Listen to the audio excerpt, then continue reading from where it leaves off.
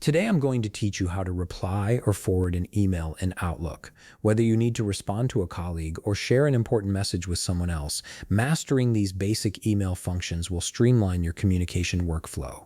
Let's walk through the process step by step.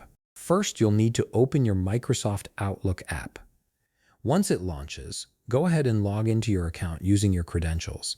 This will load all your emails and give you access to your inbox. Depending on how many emails you have, this might take a moment, so just wait for everything to fully load before proceeding. Now that your emails have loaded, navigate to your inbox pane on the left side of the screen. This is where all your received messages are stored. From here, you'll want to locate the specific email you're trying to reply to or forward. Take your time scrolling through your messages until you find the right one. Once you've found it, click on the email to open it. This will display the full message content in the reading pane, allowing you to review what was sent before you respond or forward it. Next, look at the top part of your screen where all your menus and tools are located. You'll see several tabs available, but the one you're looking for is the Home tab. Click on it to access the main set of email actions. This tab contains all the essential tools you need for managing your emails, including the options for replying and forwarding.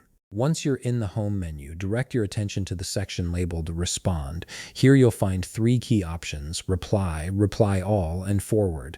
Each serves a different purpose. Reply allows you to respond directly to the sender. Reply All sends your response to everyone included in the original email thread, and Forward lets you send the email to someone who wasn't part of the original conversation.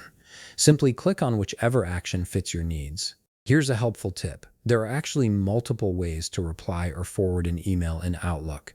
If you prefer a quicker method, you can right-click directly on the email in your inbox. This will bring up a context menu where the reply and forward actions are also available.